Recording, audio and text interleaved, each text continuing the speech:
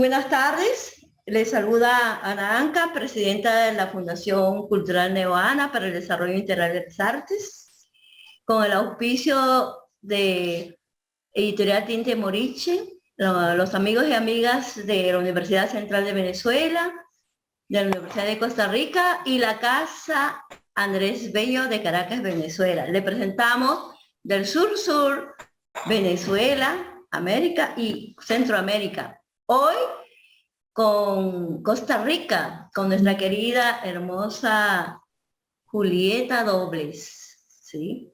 Presentamos el intercambio cultural, literario, y hoy pues ella nos disertará sobre ¿para qué la poesía? Tema tan polémico en estos tiempos y a la vez dilucidará muchas cosas que también nos inquieta, de verdad. Muy agradecida, amiga. Y bueno, hablar de la hoja de vida literaria de nuestra amiga es totalmente muy amplia y maravillosa de tantas cosas, que ella tiene una formación académica, con estudio de biología, con libros que ha publicado. Hace poco cumplió añitos de marzo y tiene principales obras que le voy a decir: El reloj de siempre, El peso vivo, Los pasos terrestres, Hora de lejanías, Los delitos de Pandora, Una viajera demasiado azul, Amar en Jerusalén, Costa Rica, poema, Cartas a Camila, qué hermoso libro, Espejos de la memoria, Trampas al tiempo, Lunaridades, una antología, Envejecer cantando, Poemas del Esplendor 2016, Poemas de Reencuentro, Antología Nueva York 2019 y Desde la Alta Ventana de los años 2020. Representó como diplomática a Costa Rica en Madrid, Nueva York, Jerusalén y París. Actividad académica y docente, catedrática jubilada de la Universidad de Costa Rica. Y en fin, ustedes pues es ampliamente conocida y nos van a compartir. Tiene 5 veces el Premio Nacional Aquileo Echeverría en poesía, un acceso del Premio Adonai de Madrid en 1981 y el Premio Nacional de Cultura de Costa Rica, Magón, en 2013. Sus poemas han sido publicados en revistas, antologías literarias en Estados Unidos, España, Rumanía, Francia, Nicaragua, El Salvador, Colombia, República Dominicana, Uruguay, México, Japón, Praga y Costa Rica. Y ustedes, pues les dejo con ustedes a nuestra querida Julieta Dobles, que nos tiene que decir en torno ¿para qué la poesía?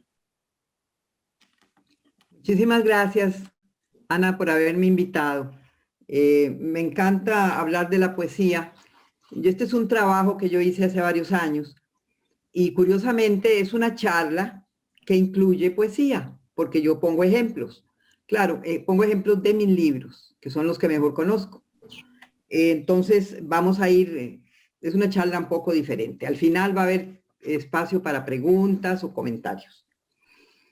En la película aquella de La Sociedad de los Poetas Muertos, si la recuerdan bien, el profesor, caracterizado por Robin Williams, dice en su primera clase a los estudiantes: no crean que la poesía se escribe solo porque es hermosa. El ser humano escribe poesía porque está vivo y quiere expresarse. Estamos llenos de pasiones, de sueños, de deseos, y la poesía es una de las formas, quizá la más completa, para lograrlo. Es cierto, estamos vivos y somos seres que se expresan, que se comunican con los demás. Esta es la premisa fundamental. Podríamos agregar, como Hegel, que la universal necesidad de arte no responde a otra cosa que el hecho de que el ser humano es un ser pensante y dotado de conciencia. Por tanto, tiene que situarse frente a lo que él es de una manera general y hacerlo un objeto frente a sí mismo. O sea, uno se contempla a uno mismo desde uno. Podríamos hacerlo con el lenguaje cotidiano o con el lenguaje que la prosa utilizan los periodistas, los ensayistas o los narradores, pero no, el joven que se inicia o el poeta ya formado escogen el lenguaje llamado indirecto, porque no se refiere directamente al mundo de la realidad objetiva, sino al mundo de los sentimientos, las emociones y las intuiciones, o sea, el mundo interior. El lenguaje utiliza diversos recursos literarios para hacerse más intensa y sintética la expresividad. Por eso creo que es, con diferencia, el lenguaje poético es el más directo de los lenguajes, porque comunica directamente las vivencias del poeta con las del lector. Además, hay otro factor. La poesía, a partir de las experiencias vividas, tiene una raíz verídica que marca una intensidad, una pasión, que el lector capta inmediatamente. La poesía no es ficción, no es invento, ¿verdad? La poesía puede que se enmarque diferente a la escritura, a la experiencia, la enriquezca, la descontextualice, extraiga los símbolos presentes o los elabore, pero esa raíz vívida permanece en el centro del lenguaje y hace del poema una experiencia vital. Alguien escoge el lenguaje poético para expresarse, tal vez sus vivencias amorosas, familiares, de gozo ante la belleza de la naturaleza, de duelo ante una pérdida, de esperanza, de deseo, de búsqueda, de pasión, de miedo, de ira. Los 1001 matices por medio de los cuales el espíritu humano se conmueve o se inquieta. ¿Y qué obtiene? Obtiene aquello que Aristóteles llamó desde la antigüedad catarsis, o sea, el alivio, el desahogo en la expresión de los sentimientos de forma estética. Por otra parte, el lector, al recibir el poema, también experimenta la catarsis, o recrea la vivencia, los sentimientos y las emociones, identificándolas con sus propias experiencias vitales. Este es uno de los grandes motores que impulsa al arte y, en nuestro caso particular, a la poesía.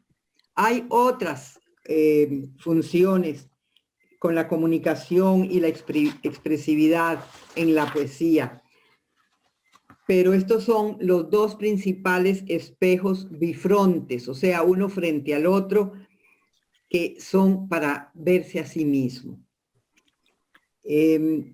Cuando meditamos sobre la vida o nos golpea de pronto una inquietud, una experiencia o una reflexión que nos sitúa frente a nuestro destino final y nuestra función en el mundo, bien podemos hacer de todos mi breve poema Bandera, del libro Trampas al Tiempo. Somos una bandera de palabras contra tanto silencio, una pasión que se desata entre las dos tinieblas de nacimiento y muerte que nos urden. Ondulemos al viento y que nuestro destello arda en el filo, fugaz pero bellísimo, inerme pero terco, mortal pero amoroso. Somos palabra, como quien dice tránsito, memoria, amor, augurio, palabra que ondea luminosa, interpelando a la consumación. Ser poeta es cultivar también la capacidad de asombro, maravillarse ante la puerta siempre abierta de la naturaleza, rescatar, como lo hace el fotógrafo, un elemento del conjunto, un elemento tal vez demasiado pequeño para que lo noten, y destacarlo, darle fuerza y poder, reconocer su hermosura y su trascendencia, como sucede en este poema mío, Rosal entre la escarcha, de mi libro Fuera de Álbum. Se lo dediqué en su momento al poeta Eugenio de Andrade, Estas rosas de invierno. Yo vivía en Francia en esa época. Aquí, donde la madrugada del otoño tardío, tan alta como sus últimas estrellas, estruja entre sus manos violáceas el aire hasta escarcharlo, 8 rosas izaban su belleza entre capullos y coronaciones, últimos vestigios del verano que partió sin nosotros. Las rosas, idénticas así en todos los jardines de este mundo, columbraban su ofrenda de matices, como si el verano marcara aún su sendero entre las andaduras del jardín y del viento. Anoche, en la primera helada, el rosal fue apresado en la urna de escarchas que el empuje de invierno ha adelantado. La madrugada lamió sus pétalos sin sangre y los petrificó, sin agostar su aroma. El antiguo rosal detuvo sus riachuelos en la muerte ritual de todos los noviembres y quedó con un gesto dramático de ofrenda sorprendida, mientras sus pobres rosas se sostenían altivas, desafiantes aún desde la muerte, cortada ya su savia, su terca resiedumbre delicada, pero brillantes, níveas a puertas de la nada. Qué mejor escultura la vida en la muerte, aquella que esplende y se recoge, la que repite el ritmo de silente belleza, destello leal e inútil desde la oscuridad. Hasta aquí el poema. Si partimos del supuesto de que la poesía es también la voz del niño interior y de que el poeta mantiene su voz fresca mientras mantenga el asombro y logre comunicar en su obra el contacto con la infancia de hijos o nietos, es una fuente continua de motivación, de gozo y de diálogo con nuestro propio niño, como vemos en el breve poema de Niños y de Árboles, del mismo libro que les leí el otro, fuera de álbum. Mi nieta Soledad dibuja árboles centenarios, veraces, plenos de nudos y neblinas y cuernos y raíces, árboles de su imaginación de 7 años que aún no llegan a ser. Es un poema su complicidad con los genios que nacen vivificando el bosque, una delicia su trato de otras vidas con las ramas urgidas por el viento, una sabiduría inexplicable su interpretación de tanta magia con el lápiz obtuso pero alado. Y yo me quedo meditando inquieta sobre la alianza clandestina y magnífica entre los niños y los árboles, como si ambos supieran algo que yo olvidé, desmemoriada ahora de tantos esplendores que se quedaron lejos en el portón veraz y clausurado de mi infancia. Si la poesía tiene una raíz verídica, esta función catártica de la poesía, de desahogo, puede ayudarnos a conocernos mejor a nosotros mismos y a curar nuestras heridas interiores. Este acercamiento rige para los poetas en el acto de la creación, pero también para los lectores al recrear como en un espejo activado las vivencias del poema. Los lectores de hoy no se conforman con la ficción. En un medio saturado de espectáculos de toda clase y calidad, quieren y piden emociones verdaderas con las cuales puedan identificarse. Hace un tiempo, buscando en las librerías títulos sugerentes, di con un pequeño libro cuyo atractivo nombre era Escribir para curar.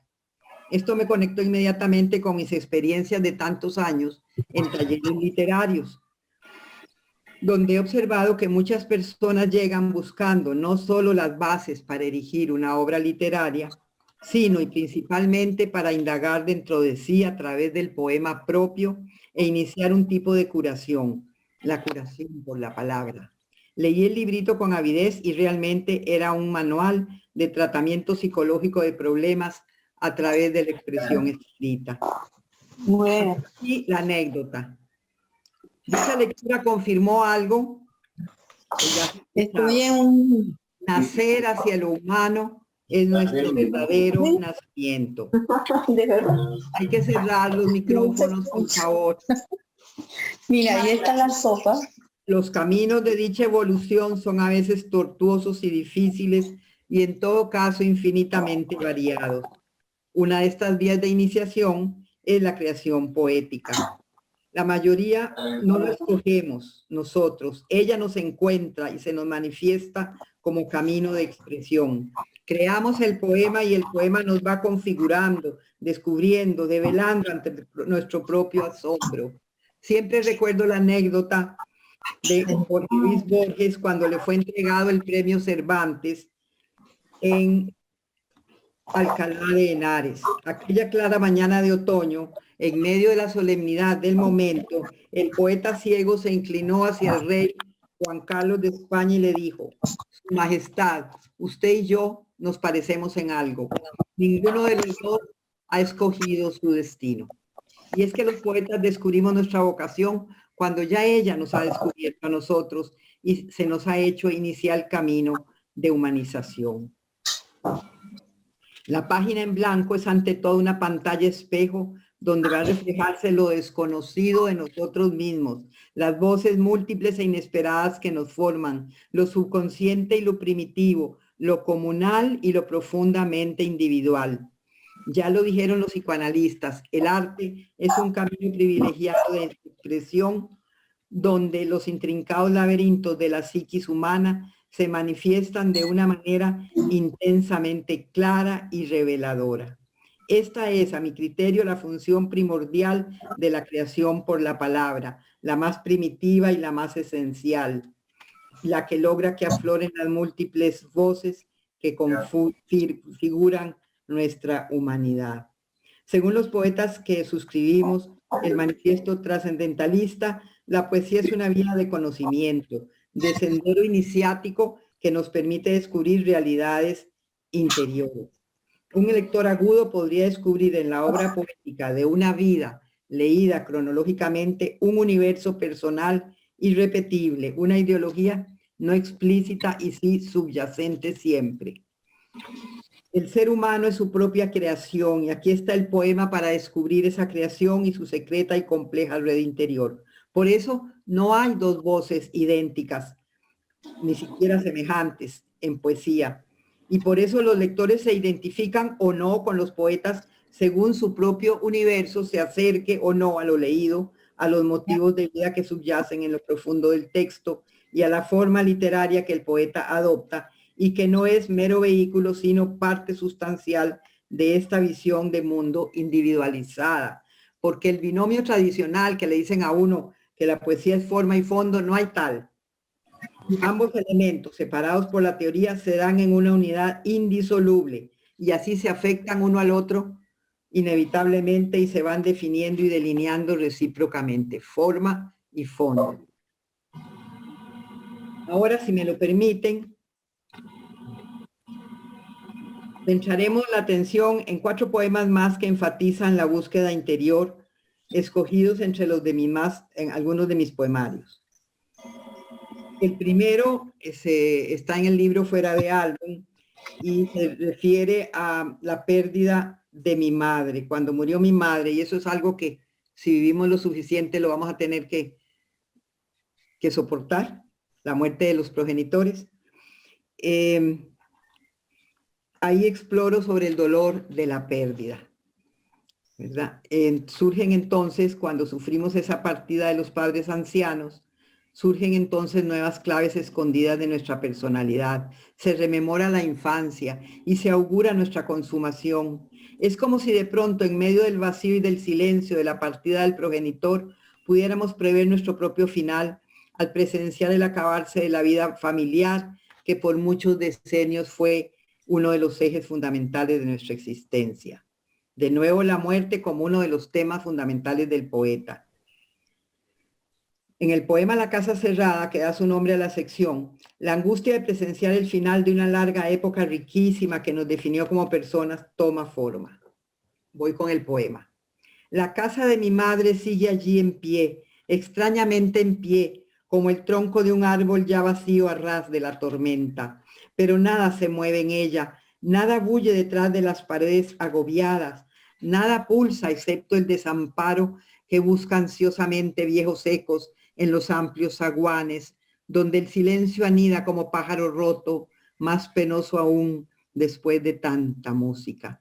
El reino de la ausencia. Esta es la verdadera ventana de la muerte que cristaliza todo lo vivido en una urna imposible a los retornos. Camino por las habitaciones, desiertas como espejos que ya nada reflejan. Con los muebles ausentes se marcharon lo poco que quedaba de tu aura, madre, y de nuestra presencia de infancias tan vividas que su hálito terrestre perfumaba aún mosaicos y rincones. Pero no hay resonancia en mi congoja. La materia es tan sorda, mi llanto tan espeso y tan urgente, que tan solo me queda este poema donde converso a solas con la ausencia frente a aquel patio nuestro, donde los árboles ancianos sembrados por la mano paterna, ¿los recuerdas en su cortina de abandonos? Se nos mueren también. Esa fue una catarsis que yo tuve muy interesante ante un duelo tan terrible como es el de la muerte de la madre. El segundo poema que quiero referirme, porque tiene que ver mucho con el nido vacío, la angustia que sentimos cuando nuestros hijos se van. Mis hijos se fueron ya adultos, todos en el mismo año, y yo no quise reconocer esa angustia porque me parecía un poco egoísta de mi parte.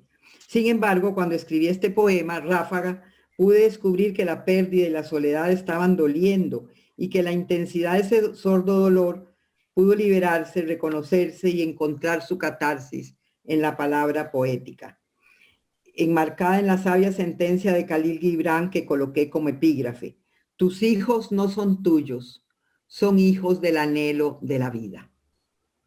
Sobre mi casa ráfaga, entre mi casa hielo, un viento ineluctable, destinado y urgente, ha vaciado de voces su aire de mansos ventanales, pintó de ausencia sus rincones y garabatea penosamente un silencio mayor sobre los muros como el de un templo traicionado y vacío. Un viento ya esperado y no por eso menos furibundo y tenaz, ha esparcido las voces de mis hijos, ha soltado nuestras manos entre vuelos y nuevos estandartes. Es ráfaga en la cumbre, es hielo en el umbral, y yo sigo abriendo las ventanas que pretenden cerrarse, desparramo el calor que prodigan mis manos y pretendo ignorar tanto silencio, poblándolo de música. Me he pasado la vida rodeada de canciones, de voces, gestos, risas, voluntades, y de pronto este viento puntual lo invade todo y se traga el pasado. Da un portazo y me quedo, las manos extendidas en mitad del umbral de imposibles retornos. Corro a abrir esa puerta, la misma que ha golpeado su soledad oscura en el batiente. Mis hijos siguen más allá, empujados por la ráfaga terca de un destino que se abre en urgentes caminos. Hijos, manos mías en el mundo, que no reclamaré. Bueno, hay otro tema fundamental en el amor, que es el del amor en la poesía. El amor a cualquier edad, el amor a los hijos, el amor al compañero, el amor a los padres, el amor a la vida. Los poemas, en este caso, todos como Darío sentimos que nuestra sed de amor no tiene fin. Y nuestra sed, confesa o no, nos lleva a buscar en los límites de la belleza, del eros, de la inteligencia, en fin, del amor por el otro para no morir. El poema Invenciones del poemario Hojas Furtivas enfatiza que el mundo es como lo imaginamos e imaginamos tal como lo necesitamos. Hojas Furtivas es mi único libro amoroso erótico. Quizá por un rito antiguo y deleitoso yo te invento en mi almohada cuando salgo del sueño, por ese estrecho túnel matinal construido de deseos y de quimeras. Quizá te invento cada día como al amante ausente que comienza en la niebla a tornarse fantasma. Y de pronto, cuando el olvido empieza su extraño devorar, su tarea defensiva y silente, tú mismo te rescatas cuando el oscuro grito del instinto te agiganta las velas y me llamas deseante. Pasas del cuasi olvido a la inminencia salobre del encuentro. Cada día sin ti prolonga un duelo fugacísimo que yo amputo al nacer, prevenida por tantos amores contrariados. Pero qué sed me da la ausencia de tu cuerpo ruborizado, activo, germinando despacio hacia el deseo y el gozo que se me vuelven mundo. Yo te invento, tú me inventas. Ay, amores de invento, concalejamos por un día más la muerte. Voy a pasar, porque iba a leer otros poemas de ese libro, pero se me hace tarde. Así es que en este momento vamos ahora a leer este poema que creo que es el mejor del libro. Se llama De Palabras. Casualmente habla de la palabra como instrumento valiosísimo en los complicados mecanismos del eros. Esto se descubre en un poema que se llama De Palabras. La palabra, tu palabra, es un barco certero hacia el deseo, lanza tan primitiva, caricia tan urgente, lindando casi con el rojo mordisco del obsceno. Tu palabra me sobresalta, me desata, me incita. De repente, plenamente verbal, me humedezco de esencias germinales y se activan mis manos, mi cuerpo, mi palabra también para domar el aire con la tuya. Tu palabra, furtiva entre mi oído, antiguo moscardón malicioso, me cosquillea el instinto, subleva mis silencios y exacerbada de penumbras nos acerca y nos une en esta vieja danza de los cuerpos deseantes y absolutos. Tu voz y mi voz están amando, entrecortadas, susurrantes, plenas de excitaciones, de turgencias, de alientos agresivos o ternísimos, entre un silencio despeinado y gozoso. Palabras que se tocan, se muerden, se estremecen en esta enredadera de deseos, que es solo aire empapado y aromoso. Hacemos el amor también con la palabra. Otra faceta de la poesía dentro de la función crítica o de denuncia es la toma de conciencia poeta-lector de realidades sociales que deben cambiarse. Por eso también he escrito algunas cosas denunciando injusticias como el llanto de niño. Voy a leer un pedacito nada más para ya la despedida. El llanto de un solo niño desata en mí todos los llantos de los niños del mundo. El de niño golpeado por la mano que debería salvarlo. El del pequeño huérfano de guerra que se refugia en las ropas sangrientas de su madre yacente, llamándola y llamándome. No lo soporto ya y se me vuelve irredento castigo, doloroso puntal, inflexión de violencia que transforma mi oído en un tronar de aceros. El de la niña violada por su guardián transformado en verdugo, el del niño que no entiende por qué no llega hasta su boca el mínimo alimento, el del escolar que debe trabajar en las horas de clase que a diario le usurpa la pobreza, el de la hija del SIDA que recoge todo su extraño sufrimiento en una cama de hospital. Bueno, ahí termino. Y por eso no lo soporto, que el llanto de un solo niño atraviesa mi paz y se me vuelve llanto total, desesperado grito para seguir luchando. Y voy a acabar con la función revelativa. Vamos a ver si nos da tiempo. Tal vez sí. Que es otra de las funciones que nos habla Flavia Paz de la poesía y que puede ejemplificarse con este breve poema donde la belleza de la naturaleza logra provocar este destello divino del asombro y la gratitud. Del libro Trampas al tiempo, mi poema Roble de Gracias. Un roble de sabana florecido, tal es la vida y su solícito esplendor, con sus crespos copones rosa y blanco, se recuesta en el telón azul de un cielo que no sabe de nubes, donde el verano redondea en la luz su prodigio, tan breve y tan eterno, en tan inmensa brevedad. Lo ves y solo sientes un sobrecogimiento de beatitud y gozo por tanto fulgor inesperado.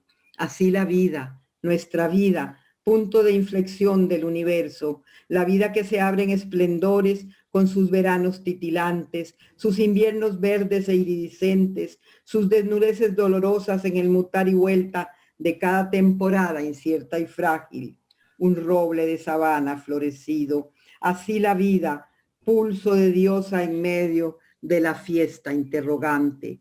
Como ignotos pasajeros de asombro en este breve viaje, solo podemos musitar. Gracias, gracias por tanto don. Vida, muerte, imaginación, amor, soledad, angustia, creatividad, pavor, belleza, periplos y valores humanos entre los que nos debatimos. Y la palabra poética anudando y desanudando esas ataduras, descifrando esos laberintos, marcando esas emociones con el valor de los develamientos para conocernos, comunicarnos, intuirnos como un instrumento de exploración, de conocimiento, de pasión en su sentido prístino, de catarsis, en suma, de sabiduría. Eso es lo que nos enseña la poesía. Muchísimas gracias. ¿Verdad? Muchas gracias. ¿Verdad? Oír si alguien tiene preguntas o lo que tengan que hacer. La conferencia tuve que acortarla un poquito, es un poquito más larga, pero básicamente es así, dando ejemplos de las diferentes teorías. Muchas gracias, Julieta. De verdad, maravillada siempre con tu hermosa palabra, con tu hermoso don. Y esperamos, por favor, las preguntas, inquietudes de ustedes, reflexiones. Estamos para escucharlas. Bueno, yo quisiera darte las gracias, Ana, por la invitación. Esto es un antipasto delicioso, ¿verdad? Esta reunión. Y agradecer a Julieta por sus poemas, su análisis. Más bien, si pudieras compartir ese proyecto en PDF, yo lo utilizaría para mis alumnos. Yo soy Amira Gacel, soy artista plástica, para los que no me conocen. Me parece muy emotiva. Cada una de las palabras me evoca de tus poemas, Julieta, una emoción profunda. Me gustan tus salidas contundentes. Con respecto a la poesía, voy a citar a Heidegger, que dijo algo maravilloso, que dice así: cuando la inteligencia habita junto al corazón, no se mide desventurado el hombre ante la divinidad. Es Dios verdadero, es el potente como el cielo, pues eso más bien lo creo porque poéticamente habita el hombre sobre la tierra. Para decir que sin poesía, pues no habría aliento, ¿verdad? Y ella se manifiesta en cada una de los movimientos y de las moléculas. En todas partes se encuentra la poesía. Me gustó mucho lo que has escrito, la manera en la que lo has presentado. En realidad no tengo ninguna pregunta, tengo más un agradecimiento por el compartir. Muchas gracias, Amira, de verdad. Muchas gracias. Sobre Heidegger, casualmente esa frase con la que acabaste, es poéticamente como el hombre habita la tierra, fue el lema del Círculo de Poetas Costarricenses durante más de 25 años. Qué maravilla, ¿ves? Qué coincidencia. Eso es una manera de estar conectados. Es así, ¿no? Poéticamente habita el hombre sobre la tierra. Habita el humano, deberíamos de decir. Ahora, el ser humano, ¿sí? El ser humano, claro. ¿Qué nos dice Jacqueline, Luz Noemí? Hermoso, hermoso. Toda la disertación me ha encantado. Entré un poquito tarde, pero logré alcanzar el tema. Esto de definirnos como persona es algo maravilloso que nos da la poesía bien definida por Julieta. Y de verdad, esto de hacernos el amor con la palabra me autodefine. Entonces es de verdad provechoso y bueno, seguir aprendiendo de ustedes.